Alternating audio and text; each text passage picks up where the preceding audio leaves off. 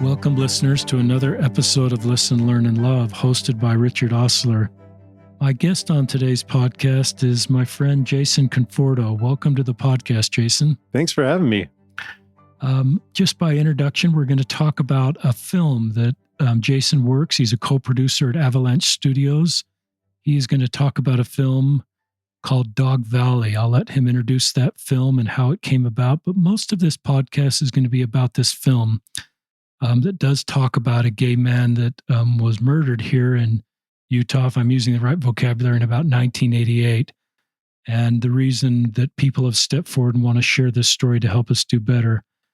Jason is an active member of the LDS Church. He's also a father of a gay son, so he's in many circles that connect with this issue. He's also, we won't talk about this too much at this point, but he's also put together some support groups within his LDS area, support groups for families with LGBTQ children, as well as support group for LGBTQ Latter-day Saints. So I became aware of Jason a couple of years ago and just admire the work he's doing to bring more understanding in multiple circles about the general theme of how to better support LGBTQ people.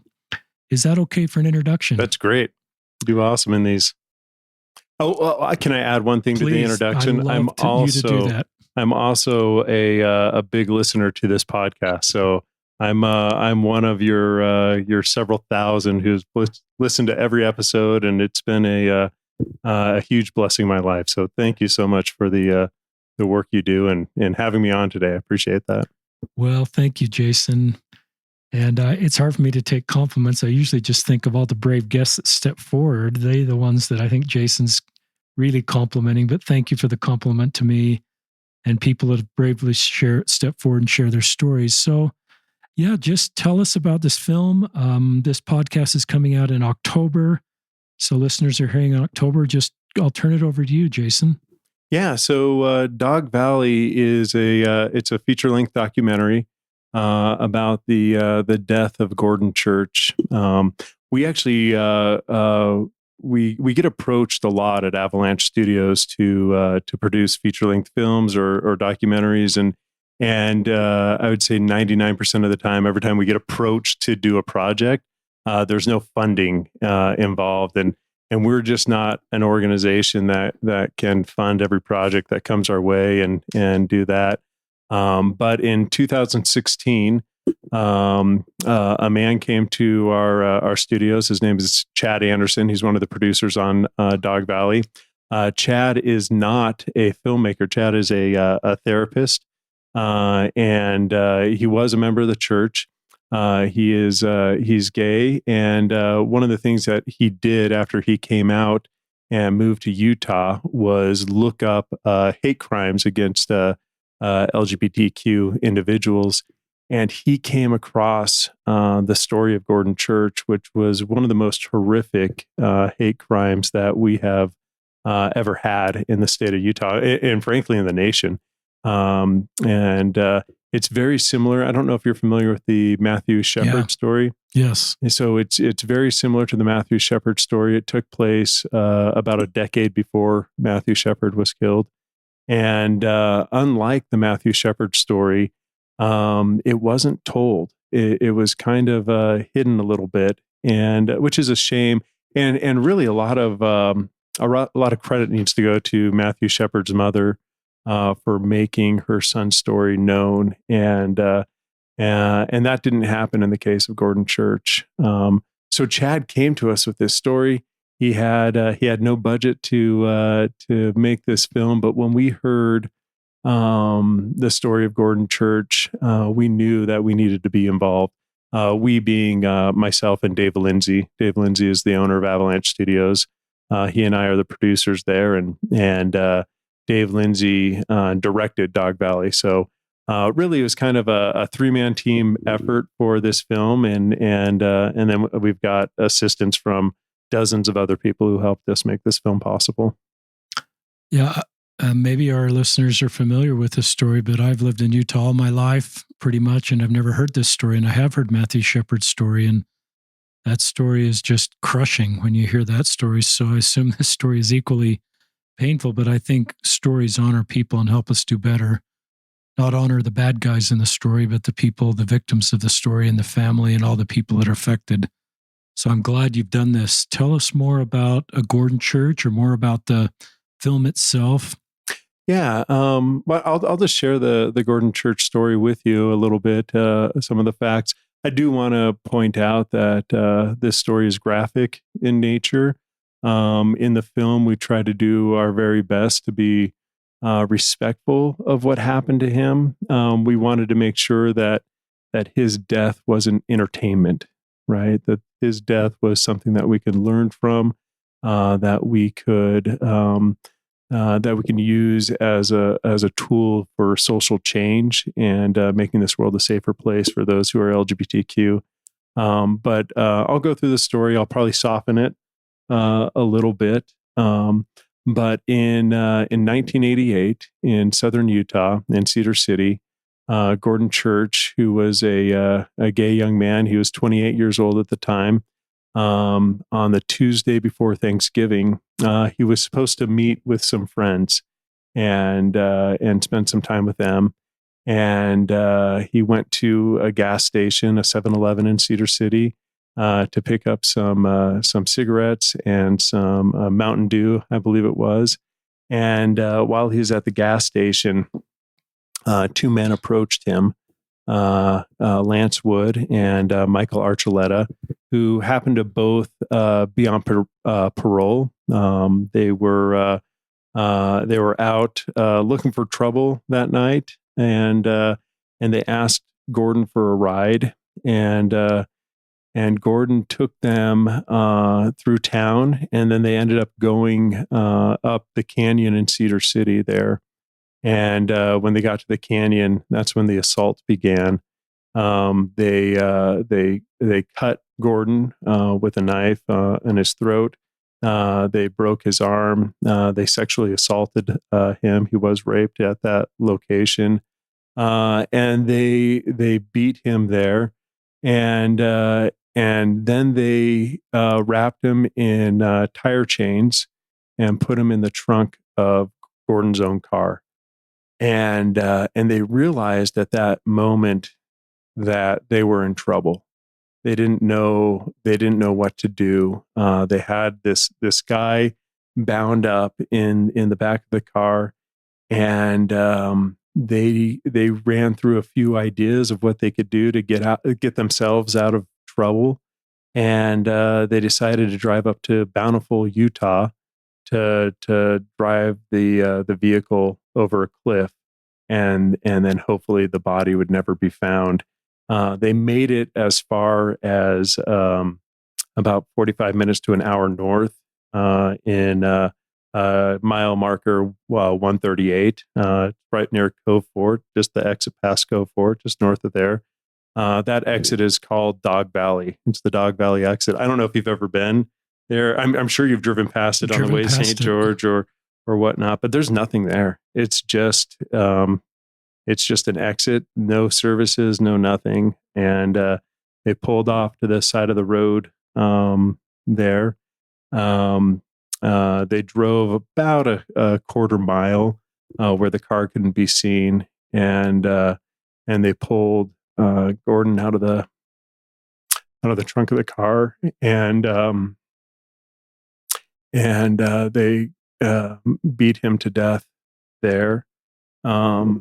They did some other things to them there that classify as torture as well, and then they took his body and they laid it under a cedar tree and covered his body with dirt and branches, and took Gordon's car and drove up to Salt Lake and left him there. So that's kind of the nuts and bolts of his story, and again softened for you and your viewers, but that's real life, beyond real life.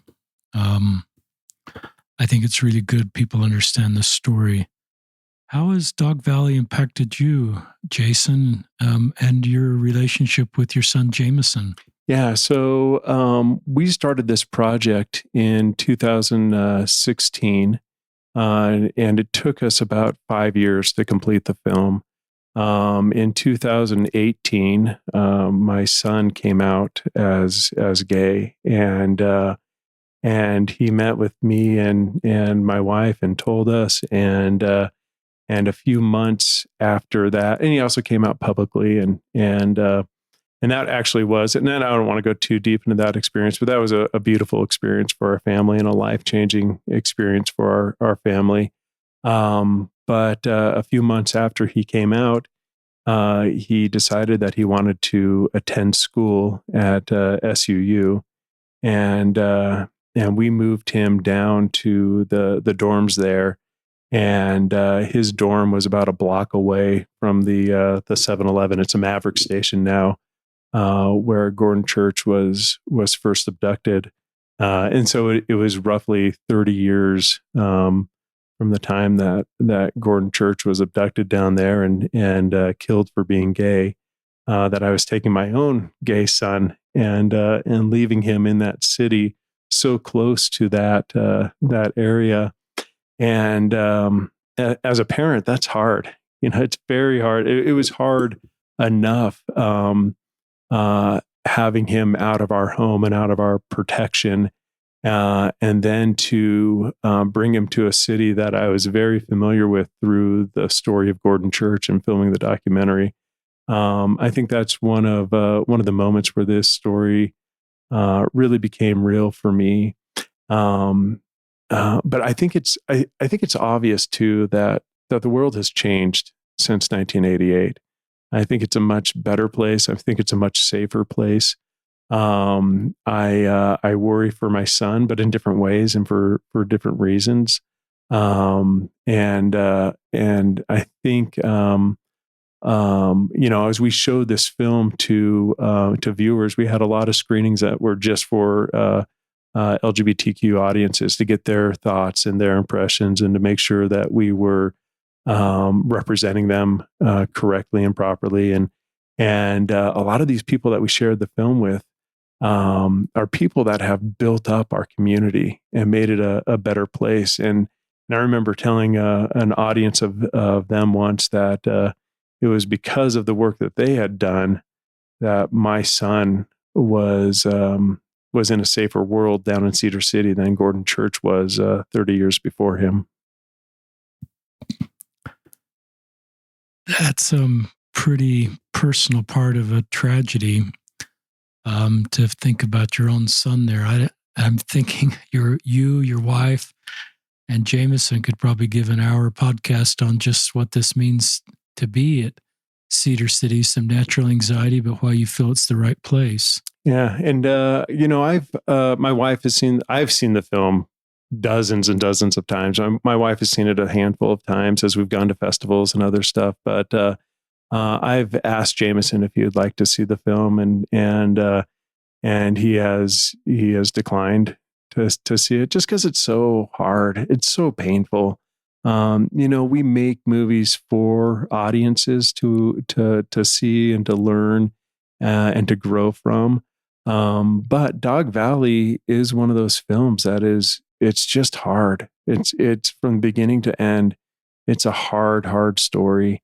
And I think you walk away from the film seeing a lot of good in the world. But you have to travel through a lot of bad in this movie to get to some moments that are very beautiful and touching. Talk about Gordon Church. I think you've inferred he was murdered because he was gay. Just talk about the murder. He's gay, but talk about his sexual orientation being part of the murder. Yeah, so he was gay, but he was not out. And so he had, like many gay individuals back in the 80s, a very dualistic and separated life, where he would present as straight and try to not let people know, for his own safety, that he was gay. And then he had his friends that he could actually be himself with, and we interviewed a handful of those people in this documentary who knew him at that age when he was out to them, and including one of his boyfriends at the time. And that's a touching interview to see what he had to say about his love for Gordon and how painful this was for him to lose Gordon. But yeah, so he was walking that line where he had to he had to take risks, especially when it came to relationships. We also interviewed Lance Wood in this documentary, who's one of the two killers. And Lance would talk about how he would go to graveyards he put it as roll queers, which was mean to beat up those people who were gay, and he would go to graveyards to do this, because if you were gay in the 80s, you literally had nowhere to go to meet people publicly. And so they would go to places like graveyards and other areas where they knew they could be safe, they could be alone, and they could not have judging eyes on them. And it wasn't just graveyards, but that's what Lance Wood told the story of. And so when Gordon met these men at the gas station, we're under the assumption that there was a flirtatious exchange, and Gordon thought he would be safe with them, but it became clear that they were there to take advantage of him and ultimately kill him because he was gay.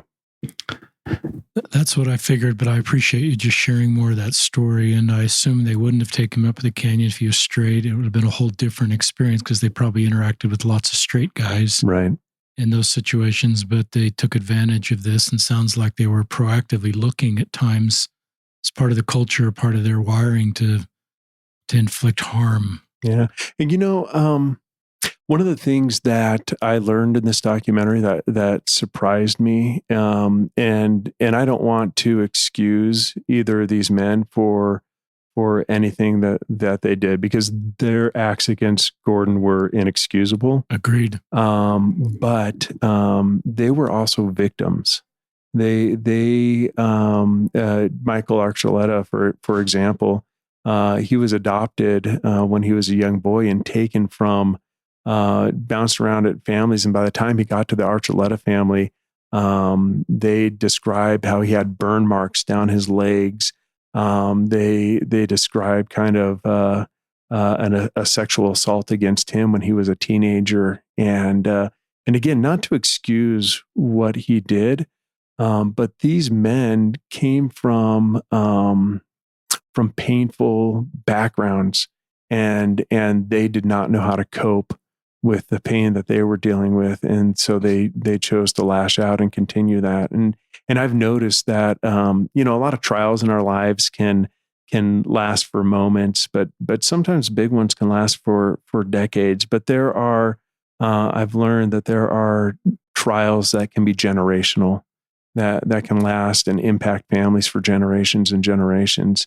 And their stories, it started before they came around, and have certainly impacted lives beyond what they'll experience in this life, and it's a real shame. The Archuleta family, they declined all media interviews for 30 years. They met with Chad Anderson, our producer, in person, and had a great conversation with him, and then declined to do an interview with us. I reached out a couple times to Michael Archuleta's sister, and she got back to me and said, "You know what? We do want to share our story." And we were able to conduct the only interview with Michael Archuleta's mother, who is a wonderful woman. She actually passed away about a month or two after we interviewed her. But you can see her love for her little boy who did something so stupid and so evil and so wrong. And yet it doesn't change the fact that that's her little boy that she loves. And the thought of him being executed just hurts their family so bad. And again, they know They know he should be punished. They know that what he did was evil. They even have gay family members that they want protected, but it doesn't change the fact that they are in pain thinking about what's going to eventually happen to their son and brother. And I wasn't expecting to experience that during the process of this film. It's pretty easy going into a story like this with hatred in your heart for individuals who are so evil and have done such horrible things. But yeah, I learned a lot and I grew a lot from that as well. It's a great segment. Very spontaneous segment, Jason, but makes me want to see the movie and have a more nuanced view of people that commit crimes. I agree with everything you said. We need to hold them accountable, but their families and injured and pained people often hurt people. And when you talked about Michael's mom who's passed away, I have to think you were talking a little bit about how heavenly parents feel about all of their children. And the way you described how she feels about her son, she still recognized all the evil, but she still had overarching love over Archuleta, overreaching, or whatever the right word is, love for her son. And I have to think that's how our heavenly parents feel about all of us. Talk about just different elements of the film that you want to continue to talk about. Interviews, recreation, news clips, court proceedings. There's a lot of moving parts to put together a film that's based on a long police story. Yeah, we did. There was a lot of work that went into it. All those things that you mentioned. One of the moments that was very beneficial for our film was working with the Millard County Police Department. They gave us full access to all the crime scene photos, the evidence, the clothes that were being worn by Gordon and by both of them, the killers, and we had access to all that stuff. They didn't give us, but we were able to film it and then take copies of the digital stuff, including a videotape that they made the day after the murder. Lance Wood knew he was going to get in trouble, knew he was going to get caught. So he went to the police department and tried to blame the whole thing on Michael Archuleta. And so they brought him back to the scene of the crime. And that's how they found the body, is because Lance Wood took them there. And there we have footage of Lance at the location the day after, laughing and joking and talking about this experience. And the police officers kind of clued on pretty fast that this guy was not normal, and the story that he was telling them wasn't adding up. And so it went from him being a witness to one of the prime suspects of the murder. Something really neat about the police department. I think if you were to put in your mind, a small county, southern Utah, 1988 police department, you'd think Hicks, you'd think people that were probably not that kind to the LGBTQ community, maybe. But there's a moment in this film where one of the police officers describes his day when they found Gordon's body.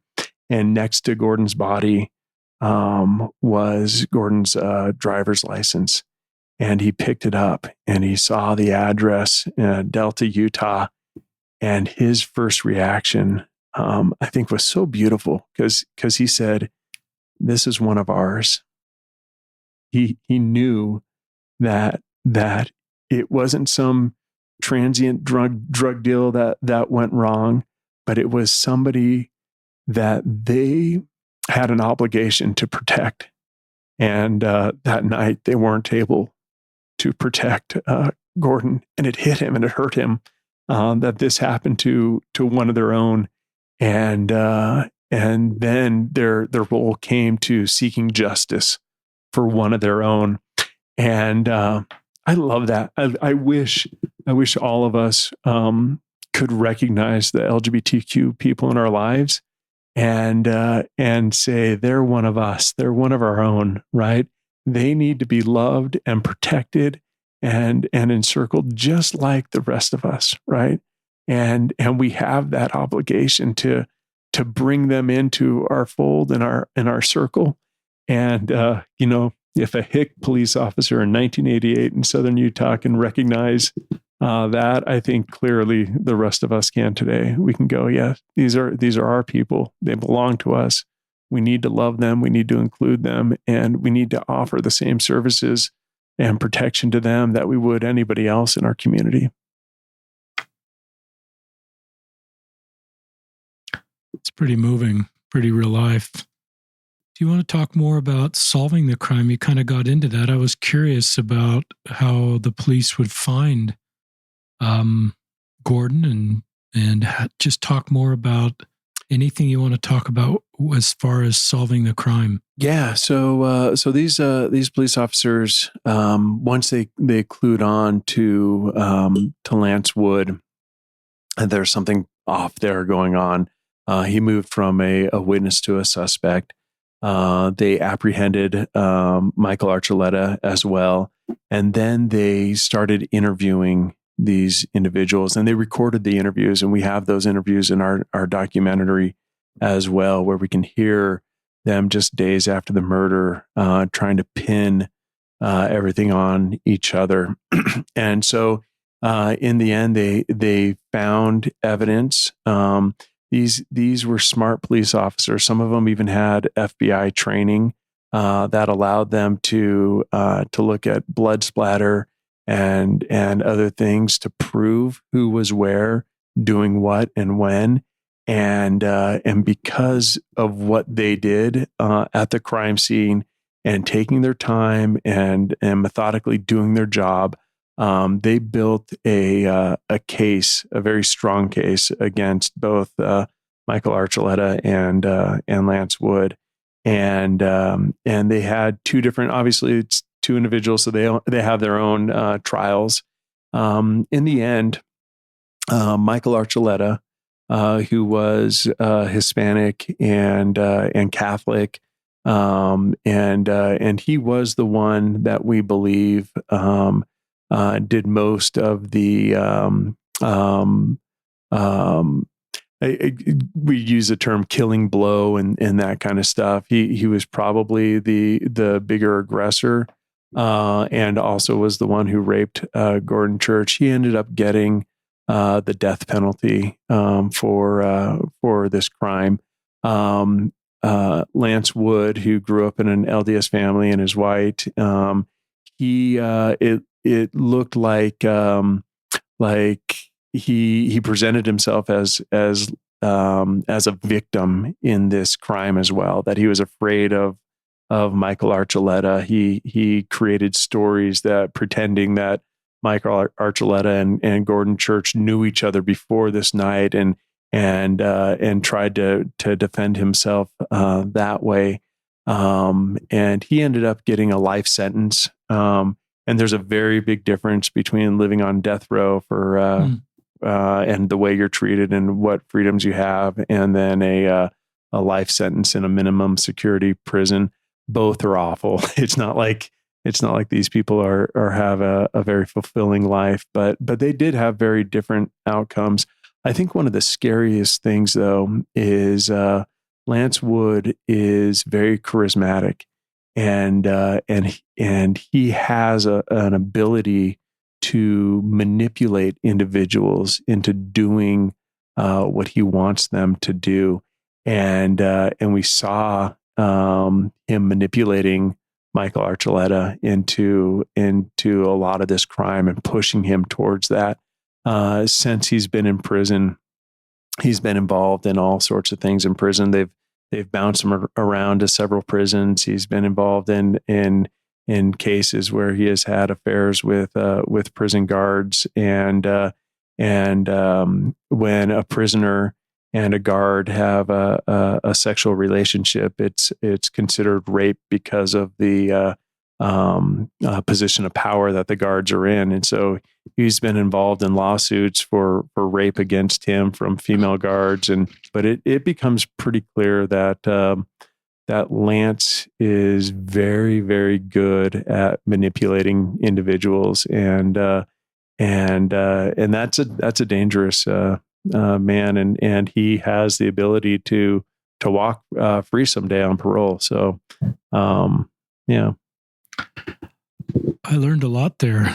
I learned that if I have a life I'm not planning on any of these paths, but I learned a life sentence with parole. My experience in prison is different than a death sentence, just my day-to-day living.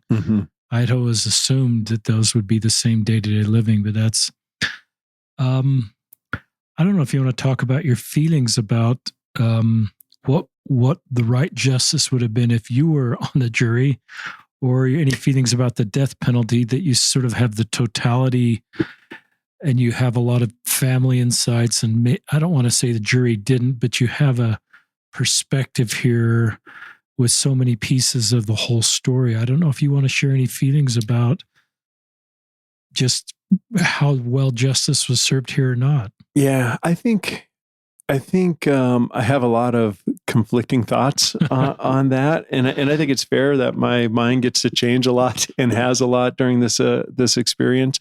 I will say this: justice was served to a degree. These men are off the street; they are paying, and probably will be paying for the rest of their lives. And in the case of Michael Archuleta, will be paying with his life, and so.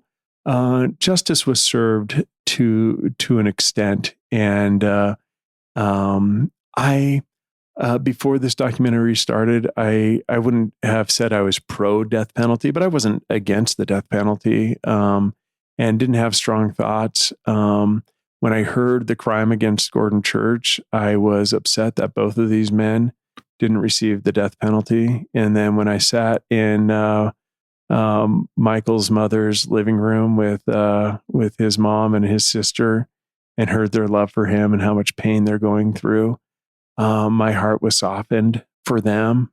And right now, I'll say I'm conflicted, and I'm okay being conflicted on this. I'm glad I wasn't on the jury. I hope to never be on anyone's jury. I hope to never have that experience, but yeah, I'm definitely conflicted by what happened.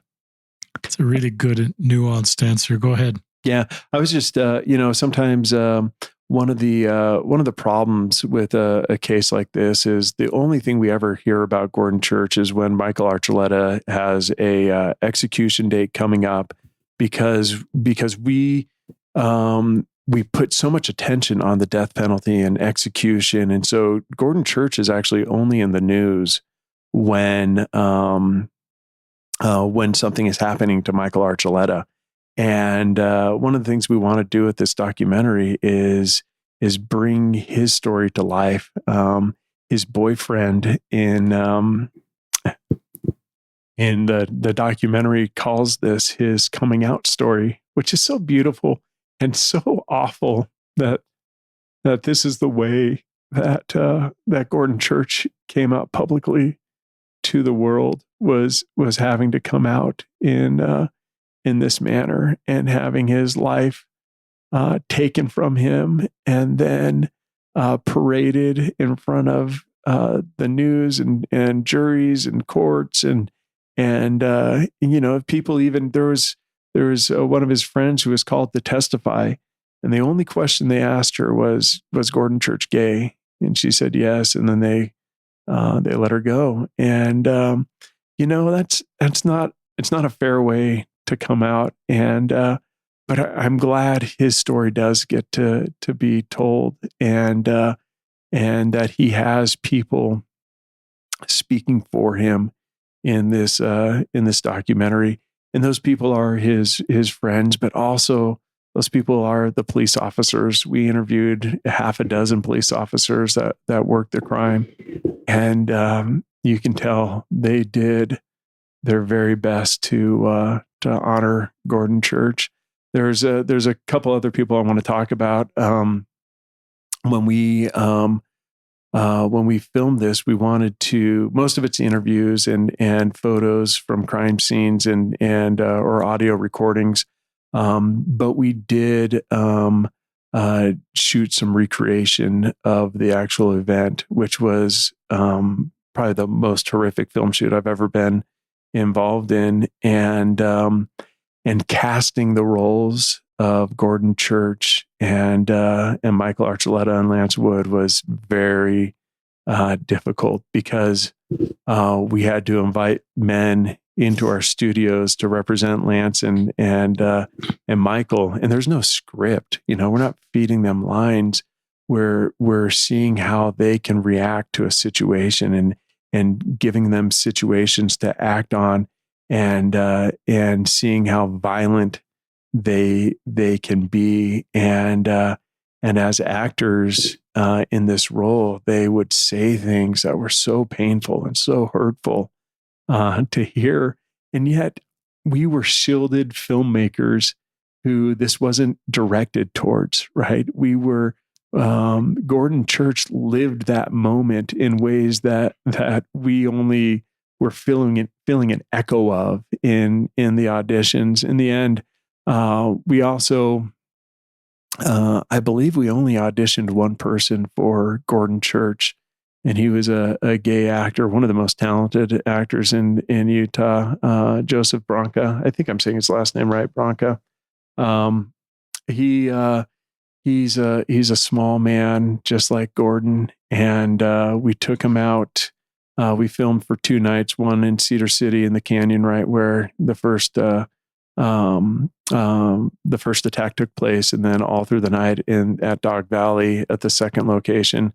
And it was a cold night, and Joseph had very little clothing on to protect him, just like Gordon, and he was wrapped in chains, and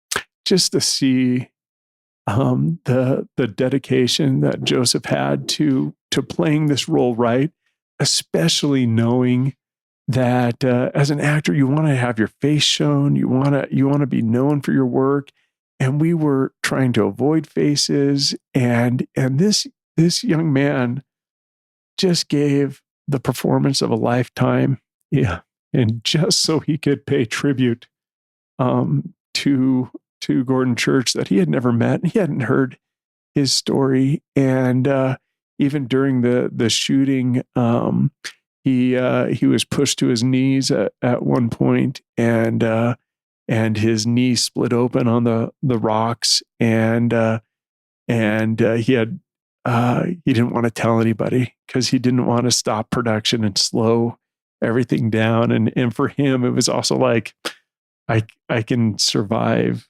a cut knee to do this for Gordon, and he just gave a beautiful performance. The 2 other men, they gave a very painful performance. To see the hate in them, and in fact, their performance was so convincing that as a producer, I felt like I had to protect Joseph from these 2 other actors that were so good.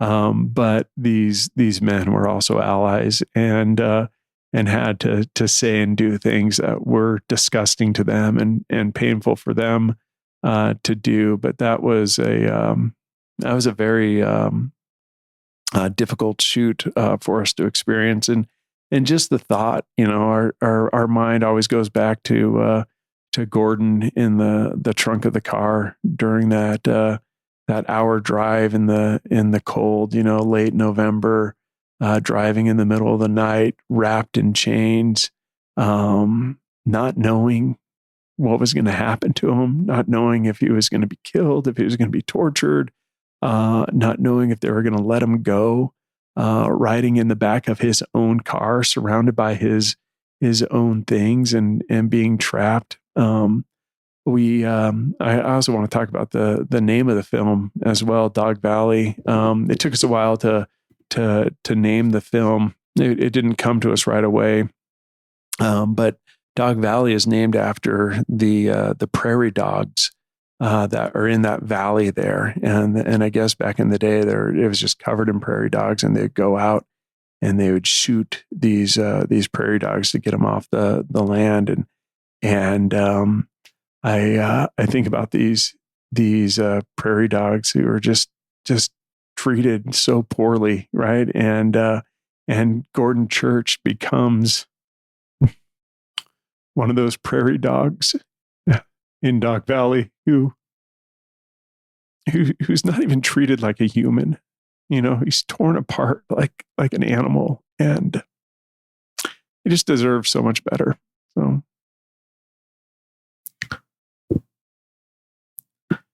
I have to wonder if Gordon Church is aware of all this and how healing this is and helpful to him. I don't know how that works. I hope so. I think so. I hope he knows that there are people that love him. I assume if I was to guess how the next life works, I would just assume there's an abundance of love, and I hope he just has that all the time, and I hope he knows that there are people that never met him in this life who wish they could protect him and help him, and all we could do as filmmakers is tell his story and let other people know that there was a beautiful young man who was cut short, and we hope our film honors him in every way possible. I love your feelings about the next life, Jason, and there's just that constant love. And I think sometimes when we think about the next life and the resurrection, we just think physically and emotionally and spiritually we're made whole. But I would think some of our emotional pain comes with us to the next life and needs to be healed there. And certainly I think that's part of the next life. But I have to think of Gordon Church watching this. I forgot the name of your actor. Will you tell me it again? Joseph Branca. Joseph, portraying him and the honor that brought to Gordon to have that brutal, unfair moment shared. I just have to think that would be healing for Gordon. Yeah.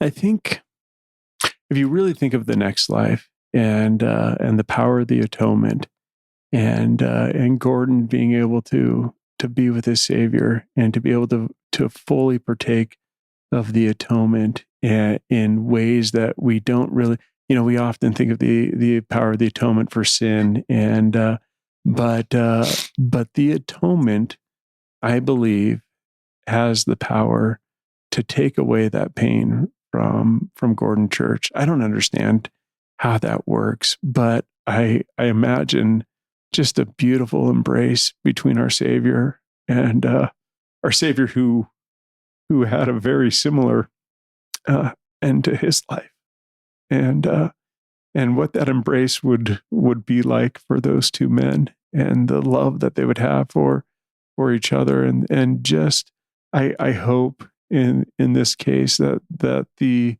atonement was fast healing, and I hope Gordon's able to look back on this life, not on the last 7 or 8 hours of his life, but on everything else that happened for the good in his life.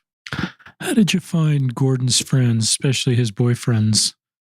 And I'm thinking it was very helpful for them to talk and share Gordon's story, someone they care deeply about, and for them to hear this movie coming to life of a very difficult situation in their life. Yeah, that's a great question.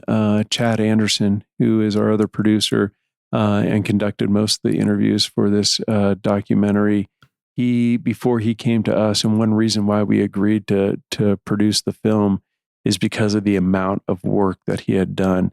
He had been in contact with all these people, reached out to them. He was actually working on a book about Gordon Church, and realized that this needed to be a documentary instead. And so he had done all of that work, and had made all those contacts, and so that his relationship with them and the work that he did, he deserves all the credit in the world for the amount of work that he did to make this film happen. What do you, if Chad were here, or you, what do you hope I'm using the word change improves with people with this film out? Is there kind of unwritten goals that you hope brings more understanding? Yeah, I think for me personally, I think there's there's still violence against those who are LGBTQ, and I don't want to minimize that. But one of the most horrific things that happens to those who are LGBTQ is violence at their own hands through suicide. And if we can, as a society, look at people like Michael Archuleta and Lance Wood and recognize the evil they did, and then look at ourselves in the mirror and saying, are we pushing these beautiful people to kill themselves? If we are pushing, if we're making life harder for these individuals, we're just as horrific as those two individuals. We may not be the ones actually killing them, but our actions are killing them. And for me personally, who has a son who is gay, suicide's my greatest fear. I hate worrying about my son in that way. I just hate it. It's so painful. It's so difficult. All the work that we do with the support groups we run in our home and within our stake is to keep these kids alive. And I know that if I truly examine my past, and I've heard you examine your own past, we're not spotless, right? I grew up homophobic. I grew up in San Diego among a lot of Hispanics, and was racist, and it didn't take me long on the school playground to hear horrible things about my Mexican classmates, and then look at who they actually were to realize, wait a second, there's a disconnect here. These are some of my favorite people in my class, and why am I supposed to hate them? When I was in elementary school, I had no gay friends that I was aware of. I didn't know they were gay. And so it wasn't until after my mission, until I started working with those who are LGBTQ and professionally, and then interacting with them personally, before I could remove that stain from my life as well. But I don't think there's I don't think we have an excuse anymore. I think a lot of groundwork has been done, and now we just need to take action. And when we hear things that aren't right, we need to stand up and say that's not right. And then we need to reach out and express love, invite those who are queer into our home, invite those who are transgender. I mean, it's easy to say that you're an ally, but how many times have you had dinner with a transgender friend? How many times have you sent them a text letting them know that you love them and that you're thinking about them? Those are the things that are going to make a difference, and that's how we prevent ourselves from being like Michael Archuleta and Lance Wood, not killing people physically, but putting them in a position where they would rather take their own lives than be around us. That's the change that I would like to see through this documentary. Great answer. And I love the personal connection to this space you have in the heart of a father wanting the very best for your child and recognizing with kind of full eyes open the difficult road that Jameson walks. And you speak for a lot of LDS parents of LGBT kids that worry about the same thing. And I'm glad that you're talking about this in your family, that you're kind of walking this road together, and he knows you're an ally and doing things. And I listened to the podcast. You could check it out, listeners, if you haven't already. Faith Matters with Tom Christofferson and Patrick Mason.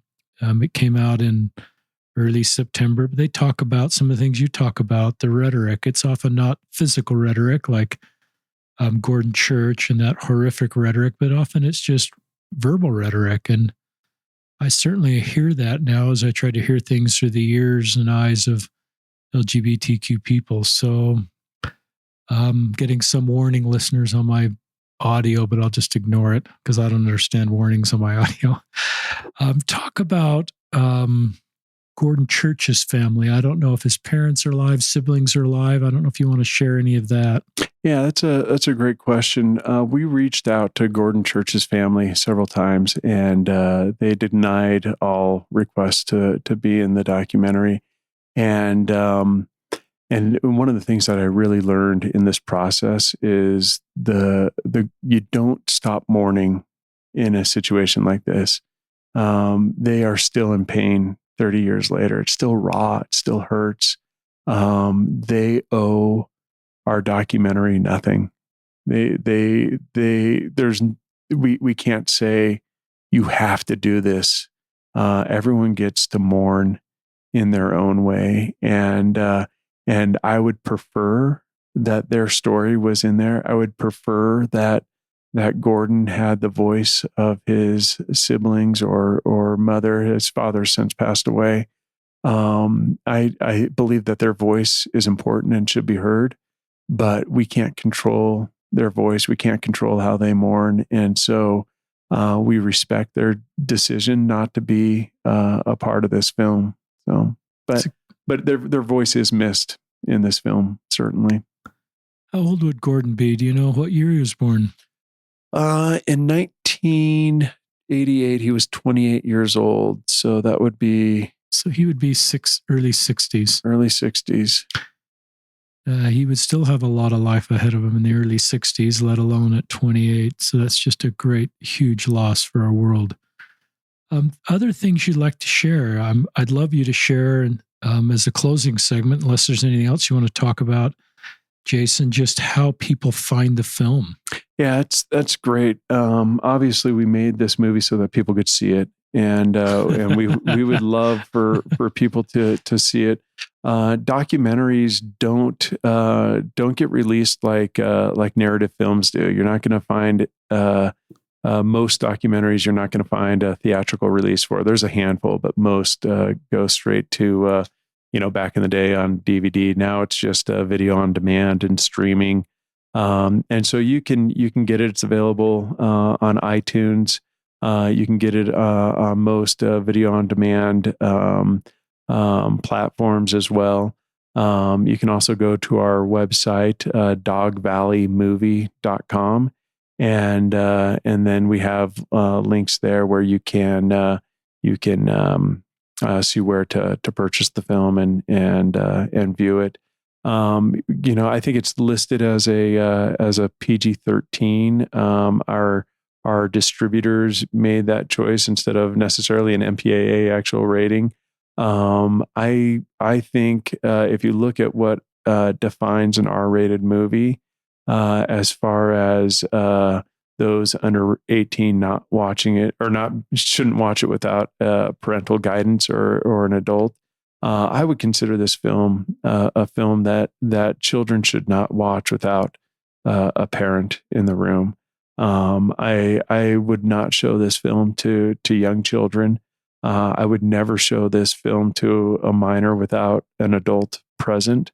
I don't think that there's anything in this film that should be avoided unless you are triggered by specific things dealing with this topic. I think this is a film that should be seen, that is important to be seen. But it is a film that I would gather people around so that you can have a discussion about, so you can watch this film and go, okay, what can I identify in my life? What changes can I make? How can I be involved? why did this happen in our society? And let your children, let your spouse, let your friends have that discussion together. Gordon's story deserves to be heard, and I'm so grateful and proud for the opportunity that I had to be a part of it. So, yeah, anybody who wants to see it, we'd love for you to see it, and then I'd love to hear your thoughts on it once you see it. If your viewers see it and want to reach out to us, we'd love to hear their experience with the film and how it's touched their lives. So, how do people find you, Jason? They can go to our website, avalanchestudios.com. There's a hyphen between Avalanche and Studios. They can find me on Facebook, Jason Conforto. I'm on Facebook there, and I'm old. I'm in my 40s, and so Facebook is is where I do my social media. I'm on the other ones just to communicate with my kids, but I don't spend time many places other than Facebook on social media.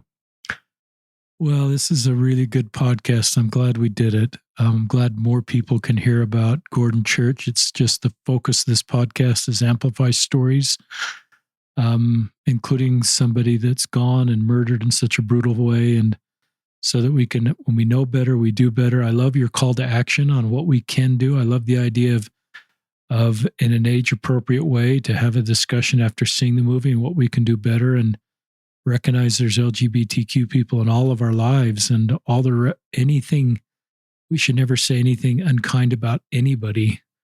And we can just learn to do that on the playground in San Diego. That didn't feel right to you way back then. I think we all, at the end of the day, want to find a way to love and support everybody. So Jason Conforto, great job, great life work for what you're doing professionally and what you're doing in your personal ministry and what you're doing in your family. And this is Richard Ostler and Jason signing off on another episode of Listen, Learn, and Love.